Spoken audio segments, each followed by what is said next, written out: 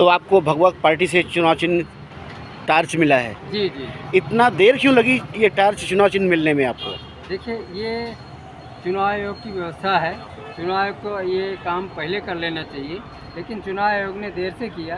ये चुनाव आयोग की व्यवस्था के अंतर्गत आता है, हमारे अधीन से रहता नहीं है। सारी जवाबदारी चुनाव आयोग को ये दी गई है, लेकिन उनके द्वारा उनकी भी कोई मजबूरियाँ होंगी, जो भी होगी, तो उन्होंने हमको देर से चुनाव चिन्ह दिया।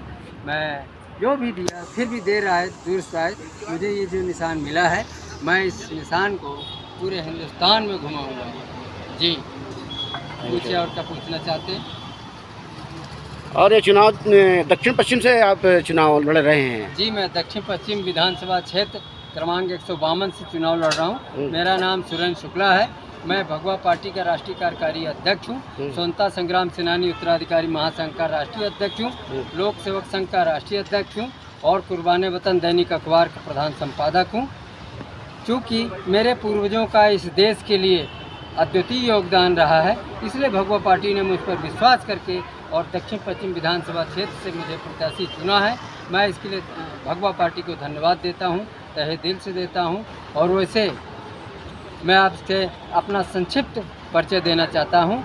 आप सभी लोग इस पर ध्यान दीजिएगा और जहाँ जहाँ आपके लोग हैं, सब जगह आप हमारी बात को पहुँचाइए और जो भी आप सबकी मुरादें होगी, सारी मुरादें पूरी होगी। देखिए, मेरा ये कहना है कि मेरे दो पूर्वज 1857 की क्रांति में फांसी झूले हैं। मैं एक स्वतंत्रता संग्राम सेनानी का पुत्र हूँ, स्वतंत्रता संग्राम सेनानी का नाती हूँ।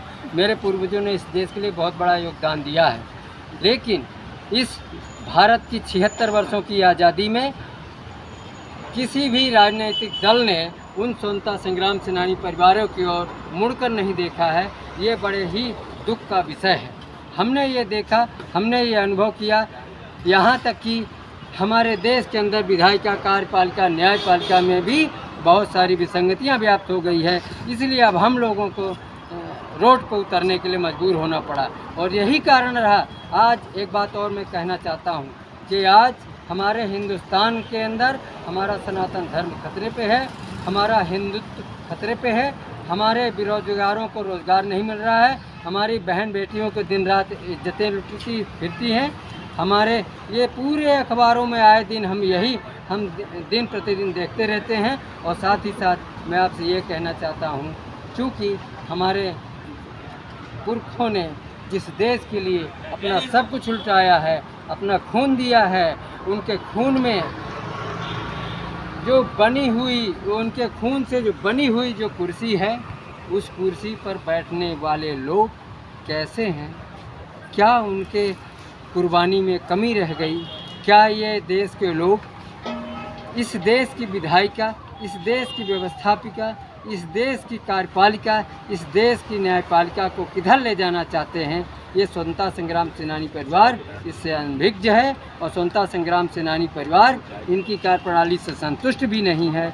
और सबसे बड़ी बात मैं आपसे बताना चाहता हूँ, हमारे पुरखों ने जिन लक्ष्यों को लेकर आज़ादी की लड़ाई लड़ी, हमारे देश के अंदर पहले हुड़ों ने राज किया, फिर मुग़लों ने राज किया, फिर अंग्रेज़ों ने राज किया, पूरे हिंदुस्तान को गुलामी की जंजीर से जकड़ कर रखा गया था। और आज भी हम स्वतंत्र नहीं हो पाए हैं।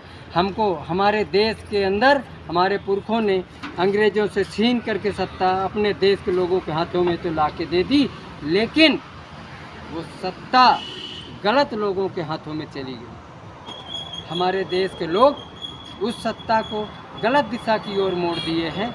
आज हमारे देश के अंदर केवल भेदभाव, नफरत पैदा किया जा रहा है, ये राष्ट्रहित में नहीं है।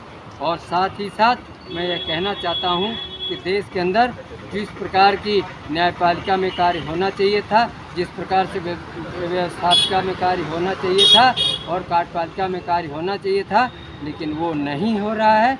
इसीलिए हम भारत की आज़ादी के 76 वर्षों की कार्य की समीक्षा के लिए भी हम ये चुनाव लड़ रहे हैं। और यदि आपसे हम ये कहना चाह रहे हैं, यदि हम चुनाव जीत कर जाएंगे तो सबसे पहले मेरा ये देश की जनता के लिए और पूरे हिंदुस्तान के लिए, और हमारे एक बात और बता दूं, गरीब भाइयों के लिए हमारा ये नारा है कि जहाँ झुग्गी वहीं मकान, जहाँ गुमटी वहीं दुकान। और ख़ास तौर पर मैं जिस विधानसभा क्षेत्र से प्रत्याशी हूँ, दक्षिण पश्चिम क्षेत्र से, हमारे विधानसभा क्षेत्र के अंतर्गत जितनी भी खाली ज़मीनें होंगी, हम वहाँ पर हम पहले क्या करेंगे, तो पहले हम अपने विधानसभा क्षेत्र के सभी युवाओं का, सभी बहनों भाइयों का हम सर्वेक्षण कराएंगे, उसकी एक सूची तैयार कराएंगे, और इसके बाद सूची तैयार करने के बाद हम स्मार्ट सिटी जो अटल पथ में बनी हुई है, हम दोनों 3 मंजिला दुकानें निर्माण करवाएंगे विधायक निधि से, और हम अपने बेरोजगार भाइयों बहनों को काम पे लगाएंगे। उसमें 10 बाई 10 की दुकानें होंगी, मैं लेटरिन बाथरूम के साथ होंगी और सारी सुविधाओं से लैस होगी। हम उसकी समय समय पर समीक्षा भी करेंगे, हम उसको देख रेख भी करेंगे, और साथ ही साथ मैं आपसे और भी कुछ मामले बताना चाहता हूँ।